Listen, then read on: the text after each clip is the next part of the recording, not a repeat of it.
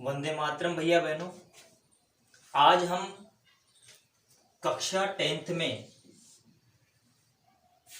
पंचम पाठ वाक्केली है, जिसका अर्थ है पहेलियां। पहेलियों के बारे में आप सब जानते हो। उसके बारे में आज हम अध्ययन करेंगे। सभी भैया बहन अपनी अपनी संस्कृत की जो पुस्तक है स्पंदना, उसमें पंचम पाठ निकालेंगे और जो मैं पढ़ाऊंगा उसको ध्यानपूर्वक पढ़ेंगे और समझेंगे। पंचम पाठ, सबसे पहले इसका परिचय पढ़ते हैं। परिचय। पहेलिकाम को न जानाती, पहेलियों को कौन नहीं जानता। पहेलियां वो होती है जिससे कि प्रश्न पूछा जाता है और जिससे प्रश्न पूछा जाता है वो उसका उत्तर देता है, वह पहेली होती है। पहेली का कौन न जानाती, पहेलियों को कौन नहीं जानता। कम वा जन ना आकर्ष्यति मनोविनोदन कारिणी पहेलिका। मनोविनोद कारिणी, मनोरंजन करने वाली पहेलियां लोगों को क्या आकर्षित नहीं करती है। ऐसा खलु मनोरंजनस्य प्राचीना विद्या वर्तते। ऐसा खलु, ऐसा यह, खलु निश्चित रूप से, यह निश्चित रूप से मनोरंजन की प्राचीन पुरानी विद्या है। प्रहेलिका, प्रहेलिका उक्ति वैचित्र्यम वाक्केली है इत्यादि पर्याय शब्दा सन्ति। प्रहेलिका पहेली, प्रवहेलिका उक्ति वैचित्र्य वाक्केली इत्यादि पहेलियों के पर्यायवाची शब्द है। ये इनके नाम दिए हुए हैं। पहेली को प्रहेलिका भी कहा जाता है, प्रवहेलिका भी कहा जाता है, उक्ति भी कहा जाता है और वैचित्र्य भी कहा जाता है और वाक्केली भी कहा जाता है। प्रायशः विश्वस्य सर्वासु भाषासु प्रहेलिका प्रचलति। प्राय विश्व की सभी भाषाओं में पहेलियां चलती है। आंग्ल भाषाया प्रहेलिकाया करते इत्यादि शब्द प्रयोग प्रसिद्ध है। अंग्रेजी भाषा में पहेलिका के लिए पजल, रिडिल इत्यादि शब्द का प्रयोग प्रसिद्ध है। मतलब कहा गया है कि अंग्रेजी भाषा में पजल, रिडिल कहा जाता है पहेलियों को। प्रहेलिकायां प्रसन्न भवति यस्य उत्तरम श्रोता अन्वेषणीय भवति। प्रहेलिकाया, पहेलियां प्रसन्न होती है, मतलब प्रसन्न उत्तर। प्रहेलिका प्रसन्न होती है जिसका उत्तर सुनने वाला को खोजना होता है। पहेलिका प्रसन्न होती है जिसका उत्तर सुनने वाला को खोजना होता है। प्रहेलिका द्विविधा भवति, पहेलिका की दो विधाएं होती है।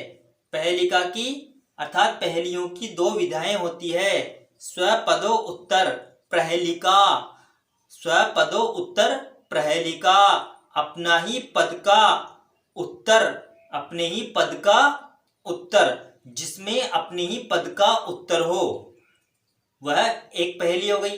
दूसरा है अस्वपदो उत्तर प्रहेलिका चेती, जिसका उत्तर पहेली में ना हो। कहने का मतलब है कि एक तो पहेली वो है जिसका उत्तर उसी में छिपा हुआ है और एक पहेली वो है जिसका उत्तर उसमें नहीं छिपा हुआ। स्वपदो उत्तर प्रहेलिका प्रश्नस्य उत्तरम प्रहेलिकाया पदेषु एवं क्वचित निहितम भवति। स्वपदो उत्तर, अपने पद का उत्तर पहेलियों में पूछे गए प्रश्न के उत्तर पहेलियों के पद में कहीं न कहीं छिपा होता है। अपने पद का उत्तर, अपने पद के उत्तर में पहेलियों में पूछे गए प्रश्न में उत्तर पहेलिका के पद में कहीं न कहीं निहित होता है या छिपा हुआ होता है। स्वपदो उत्तरम प्रहेलिकायां तु उत्तरम बहिरेव न तु पदेषु निविष्टम। अस्वपदो उत्तरम पहेलियों का उत्तर तो बाहर ही होता है, न तु पदेषु निविष्टम, न कि पदों में समाविष्ट होता है।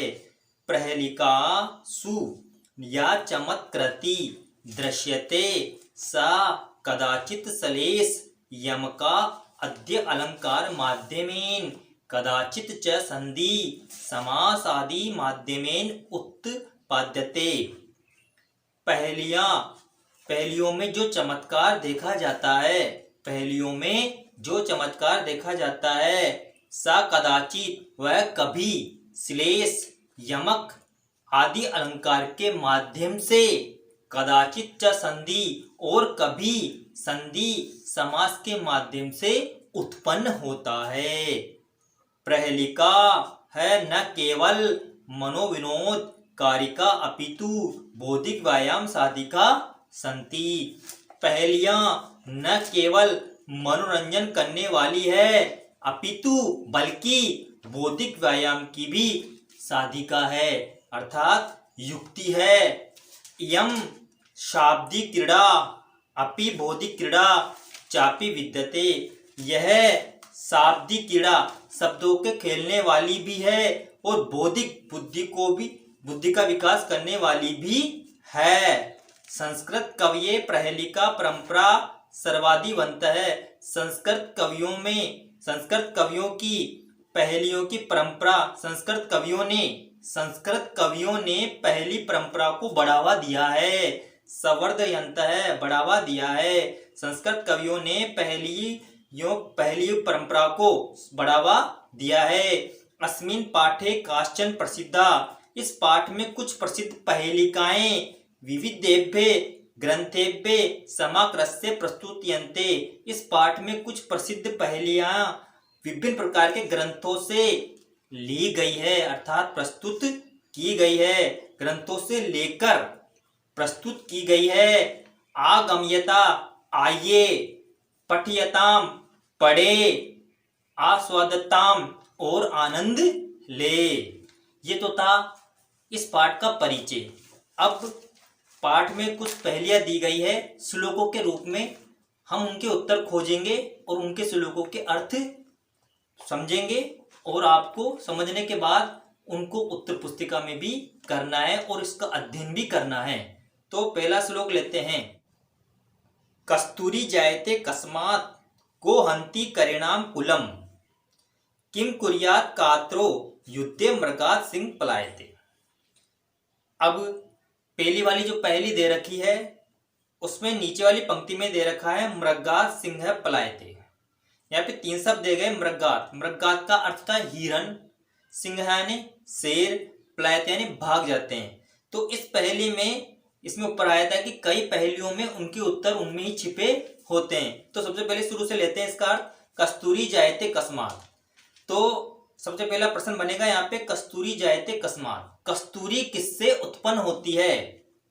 कस्तूरी जायते कस्मात्, आपके इधर पुस्तक में अन्वय दे रखा है कस्तूरी कस्मात् जायते, यहाँ पे प्रश्न बन गया, प्रश्नवाचक चिन्ह लगा हुआ है।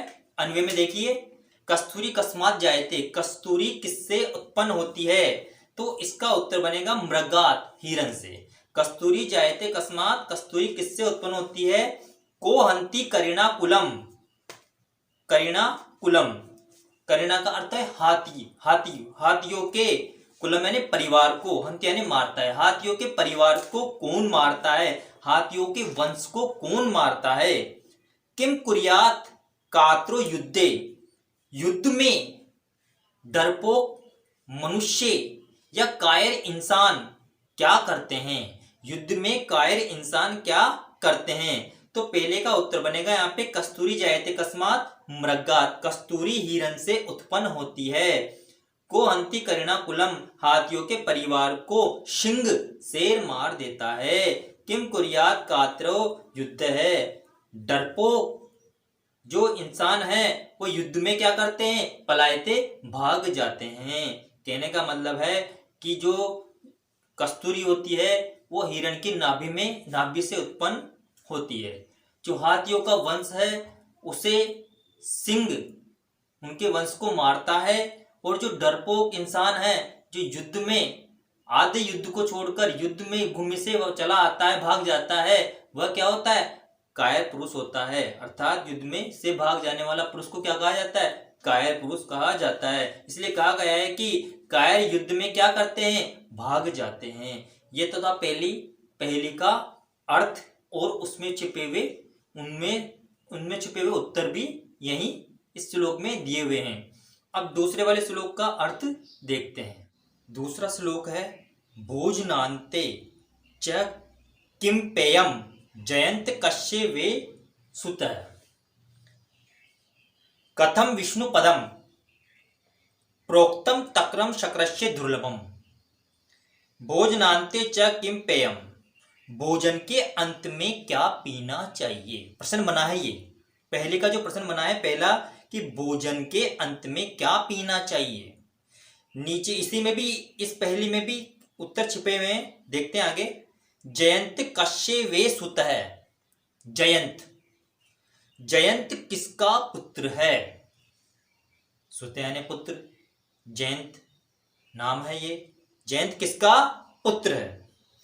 कथम विष्णु पदम प्रोक्तम, विष्णु पद अर्थात स्वर्ग की प्राप्ति, स्वर्ग की प्राप्ति कैसी होती है? अर्थात स्वर्ग को प्राप्त करना कैसा होता है, उसको प्राप्त करने के लिए क्या क्या परेशानियां, क्या क्या किन किन परिस्थितियों का, क्या क्या तपस्या कुछ करना पड़ता है।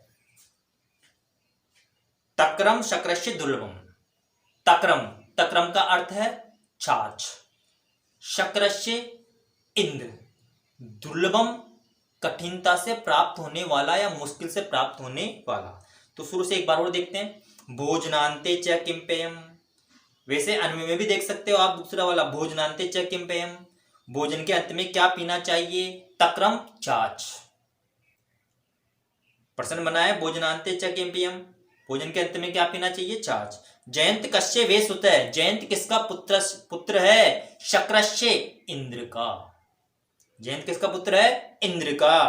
कथम विष्णु पदम प्रोक्तम, विष्णु पद को कैसे प्राप्त किया जा सकता है? अर्थात विष्णु पद को प्राप्त कैसे किया जा सकता है? दुर्लभम, बड़ी मुश्किल से, कठिनता से स्वर्गलोक प्राप्त होता है। ये तो था दूसरी पहेली। तीसरा है रवेः कवेः किम शम्रस्य सारम कर्षे भ्रियम किम अदंती भृंगाः सदा भयम चाप्य भयंच केसाम भागीरथी तीर समाश्रितानाम। अब इसका अर्थ देखते हैं। रवेः कवेः किम शम्रस्य सारम, रवे सूर्य, कवेः कवि, किम क्या, शम्रस्य युद्ध, रवि कवि और युद्ध का सार क्या है? रवि कवि और युद्ध का सार क्या है? तो इसमें अपन उत्तर छाटेंगे ना, तो उत्तर बनेगा इसमें रवे है। तो रवि का अर्थ होता है सूर्य, तो सूर्य का सार है प्रकाश, सूर्य का सार प्रकाश है अथवा उसकी चमक है, कांति है। कवि का सार है उसकी वाणी, कवि का सार क्या है? उसकी वाणी और विशेषता। आगे शम्रस्य युद्ध का सार है वीर पुरुष ही युद्ध में विजेता होते हैं। अर्थात रवेः कवेः किम शम्रस्य सारम, सूर्य कवि और युद्ध का सार है प्रकाश, उसकी कांति या चमक और वाणी और वीर पुरुष। अगला है कर्षे भयम किम अदंती भृंगा, कृष्य भयम किम, कृषि में जो खेती होती है उसमें किसका भय है? कृषि में भय क्या है? कृषि में भय डर क्या है? तो कृषि में भय अतिवृष्टि, कृषि में अधिक वर्षा का भय है। किम अदंती भृंगा, भंवरे, भृंगा यानी भंवरे, किम को हटा दो, माँ में आके दो नहीं आ रही तो यहाँ पे अदंती हो जाएगा। अदंती का अर्थ होता है खाते हैं। भंवरे क्या खाते हैं? भंवरे क्या खाते हैं? सदा भयम चाप्य भयंच केसाम। दूसरी पंक्ति दोबारा देखिए, कृष्य भयम किम, कृषि में क्या, कृषि का भय क्या है, कृषि का भय क्या है, तो कृषि का भय है अतिवृष्टि और अनावृष्टि, कम वर्षा और अधिक वर्षा। किम अदंती भृंगा, भौरे क्या खाते हैं, भौरे क्या खाते हैं, फूलों का रस पीते हैं, अर्थात भौरे रस खाते हैं। सदा भयम, सदा भय किनका है, हमेशा भय किनका है, पराश्रितो, बेसहारों का, हमेशा भय किसका है, पराश्रितों का। चाप्य भयंच के साम, हमेशा अभय किन्हें होता है, निडर किन्हें होता है, जिन्हें भय नहीं लगता, अभय करता है जिन्हें डर नहीं लगता।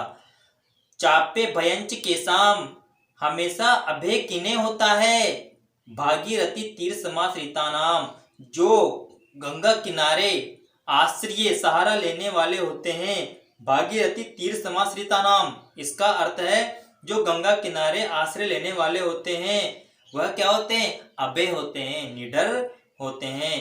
कहने का मतलब है कि सूर्य का सार प्रकाश अथवा उसकी कांति है, कवि का सार उसकी वाणी की विशेषता है, युद्ध का सार क्या है, वीर पुरुष है, कृषि कार्य में असमय वर्षा होना प्राकृतिक आपदाओं का भय है, और हमेशा भौरे रस का पान करते हैं। जो मनुष्य बेसहारा होते हैं वे सदैव क्या होते हैं, भयभीत होते हैं, लेकिन जो गंगा किनारे आश्रय लेकर रहते हैं वह भय से मुक्त होते हैं, निडर होते हैं।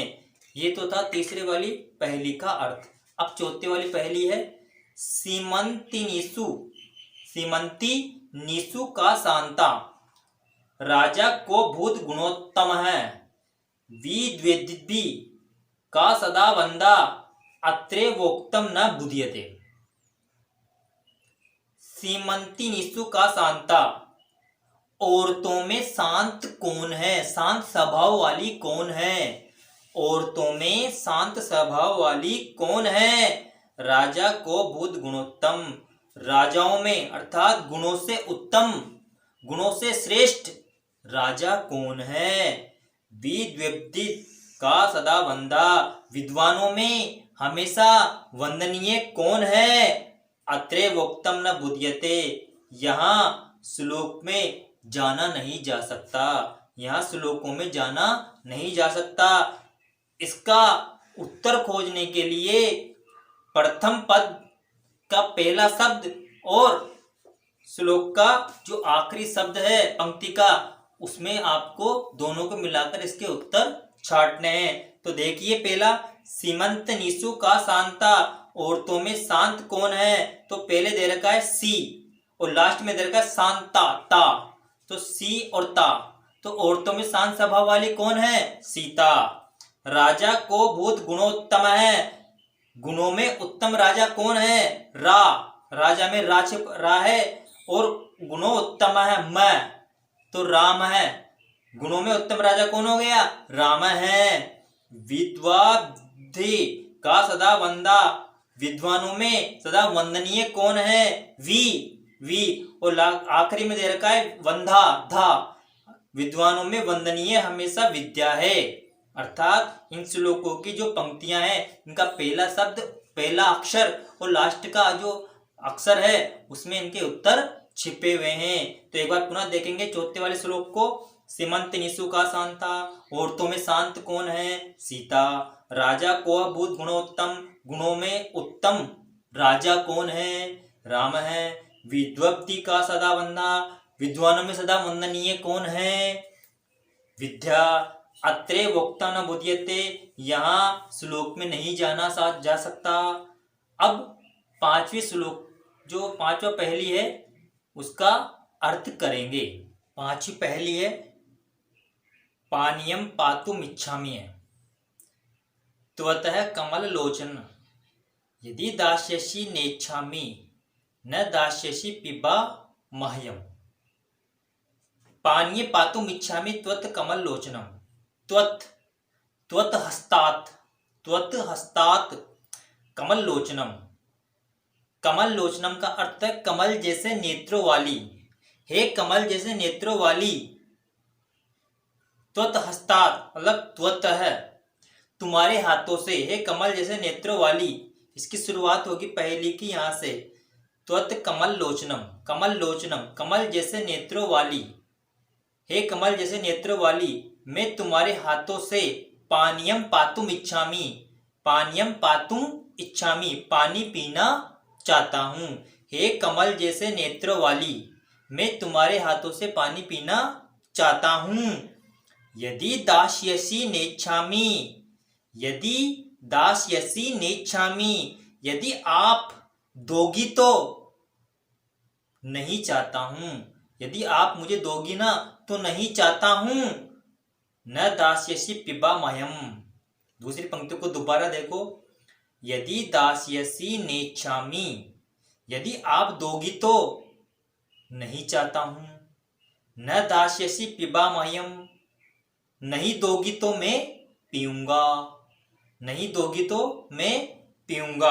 कहने का मतलब यहाँ पे है कि हे, दूसरी वाली पंक्ति का दूसरे अर्थ में, यदि तुम दासी हो तो मैं पीना नहीं चाहता, यदि दासी नहीं हो तो पी लेता हूं। यदि आप दासी हो तो मैं पीना नहीं चाहता, अर्थात पानी नहीं पीना चाहता। यदि आप दासी नहीं हो तो मैं पी लेता हूं। दोबारा देखिए, पानीयम पित्तुम इच्छामि त्वत् कमल लोचनम, हे कमल जैसे नेत्रों वाली, मैं तुम्हारे हाथ से पानी पीना चाहता हूं। यदि दास्यसि नेच्छामि, यदि आप दोगी तो नहीं चाहता, और नहीं दोगी तो मैं पीऊंगा। दूसरे अर्थ में, यदि तुम दासी हो तो, यदि तुम दासी हो तो मैं पानी नहीं चाहता, यदि तुम दासी नहीं हो तो मैं पीना चाहता हूं। अब आगे वाली पहेली का अर्थ